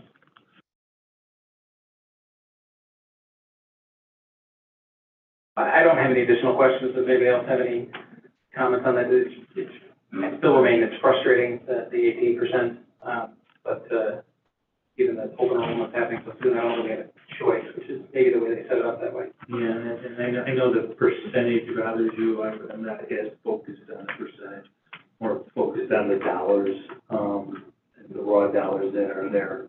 And I think it's something we really can't control if we don't pass it along in alignment with the cost that we're incurring. We're really putting a bigger onus on the district to have to shoulder even more costs. We subsidize quite a bit of the health insurance cost as it is, and then we take on the risk. So, I mean, I think it's, you know, the rates are what they are. It's, you know, we've been very fair throughout the process for years on this, in this area. I think they represent what the reality is of our insurance experience. Yeah, what bothers me the most about it is when, Mr. Altmeyer listed all the districts that he reached out to, and they were all in that 15 to 20% range. And that's just not what I think we're seeing otherwise. No, you mean out in the public sector, yeah, The private sector, excuse me. Yeah, it's, you know, but it goes up and down. I mean, there was times when I was seeing that in the private where it was flying out, and we were a little bit more controlled here, and then it's kind of just catching up with us a little bit here. I mean, you're right, it's not that significant right now. I mean, it's significant, but it's not to this level significant. But again, this is specifically driven by our actual results. That's what. That's why it's hard to completely compare, because I mean, we've seen it where it's flipped, and these aren't too bad. These are a lot worse, and this year happens to be the opposite. You know. No, that's fair. I mean, I'm not opposed to moving forward. So, any other comments? All right, we will. I will make a motion to seek approval of 15.4, the Health Insurance Committee recommendations for 2024. Seconded. Thank you, Mr. Quagliano. Can we have a roll call, please? Mr. Quagliano? Yes. Mr. Grady? Mrs. Murray? Yes. Mr. Bittman? Yes. Mr. Thompson? Yes. Mr. Troy? Yes. All right, thank you. That will pass. So we move to 15.5, some job descriptions. Dr. Deargan. Good evening. These are just job descriptions, updating some title changes for our database technician and database manager. Nothing more to really add? I have no questions. All right, with that, I will make a recommendation to move ahead with these two job descriptions, seeking approval. So I'll make motions to move ahead. Second. Thank you, Mr. Thompson. Can I have a roll call vote? Mrs. Murray? Yes. Mr. Bittman? Yes. Mr. Thompson? Yes. Mr. Troy? Yes. Mr. Grady? Mr. Quagliano? Yes. With that, it passes, and then we move to 16, which is public comment. Are there any? There is one public comment.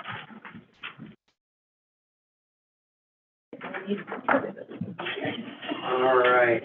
Oh, sorry, I didn't know you were trying to take a sheet. There's one public comment tonight, one per person, per line. It's Robin.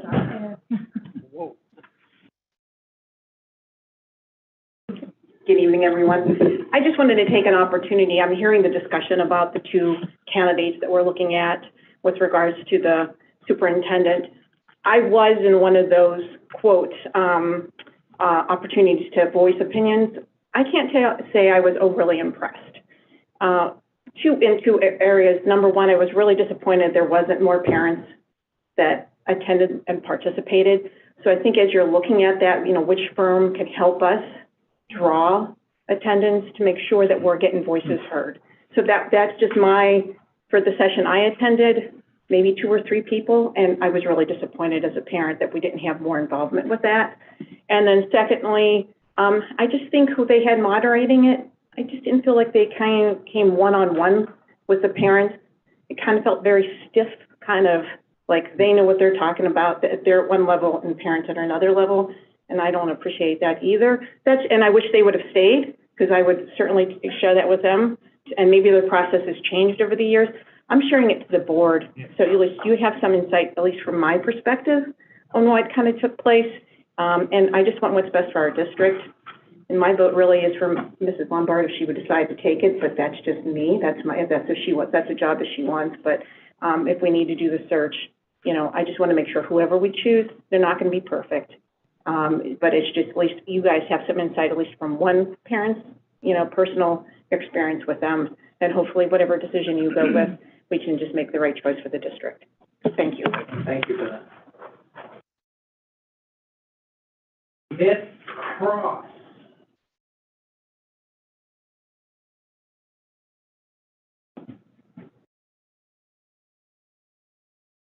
Almost done. Okay. I just wanted to come up here and say, I don't think I've ever loved something that Troy has said as much as that electric sign suggestion. Maybe we can draw from our solar panels. Think of all the possibilities. Each campus can put flashing ads for hiring, bus drivers needed, awareness of the month, times of meetings. Lake in the Hills has electric signs at the corners of Algonquin and Lakewood, so we know they can do it. Huntley has the signs on 47 in Maine, so we know they can do it. And Algonquin has it at Square Barn and Algonquin, I'm pretty sure, so they could probably do it too. I think the Walgreens is an electric sign. I did want to ask why Junior Buddies is no longer at Marlowe like it was last year. I'm assuming staffing, but that's so sad because Taylor loved it and it finally started giving her the social piece that she needed from her typical peers, or like her typical peers.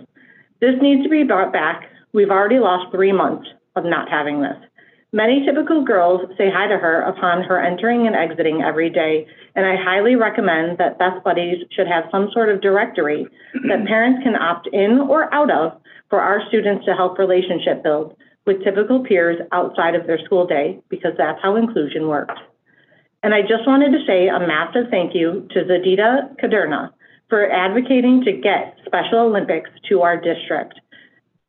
For our younger middle school students. My daughter is super excited to hopefully be a basketball athlete, in addition to being a stellar cheerleader for the HCA Sparkle Squad. My last shout out, since I already did Spooky Buddies, is for the HCA Special Needs Sparkle Squad that will be at that RAD inclusion event on Saturday. And since it was just said, I would happen to second. Jessica is the obvious choice. Thanks. Thank you for that, Ms. Cross.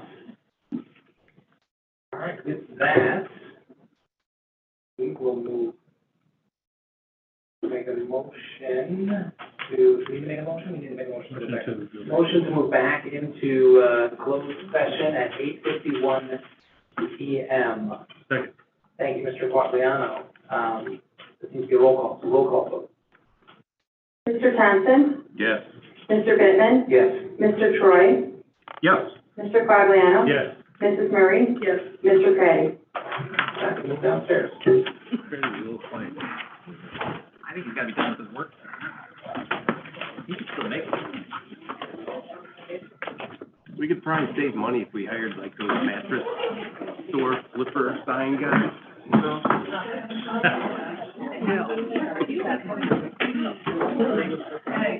Yeah.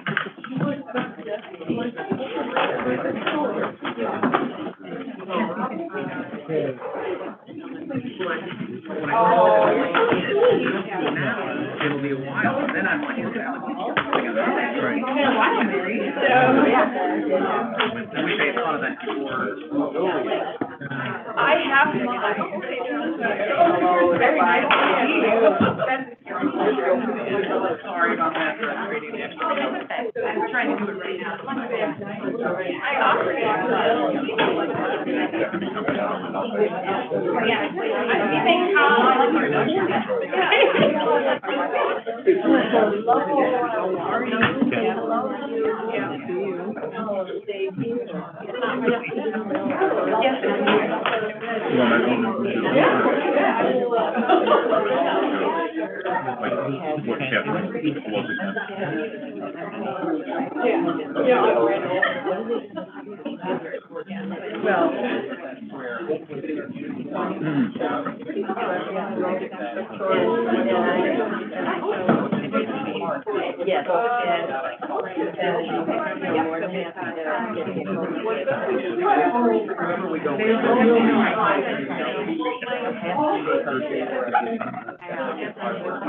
Yes.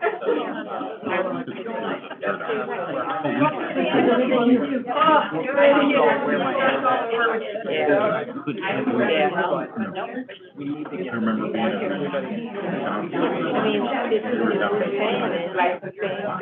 I remember walking in the door and somebody searched for and I liked what people were saying. Oh, no, Oh, no, the cot. Oh, yeah, I know, yeah, but I'm talking about our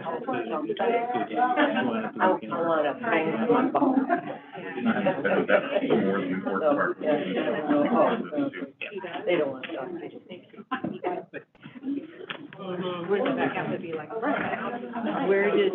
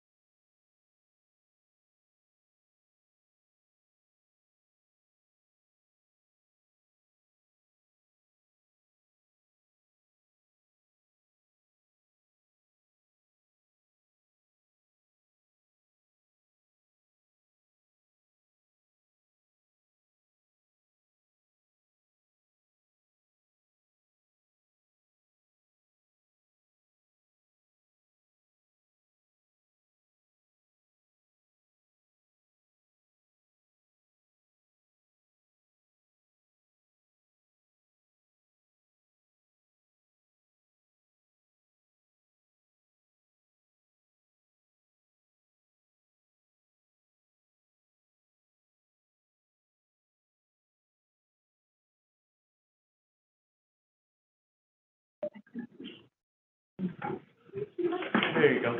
Call us back in. All right, we are going to exit, closed session at 10:15 PM. All in favor? Aye. All opposed? All right, motion passed. We're now regular session, and now I will move to adjourn. Second. Thank you. All in favor? Aye. All opposed? Meeting is adjourned.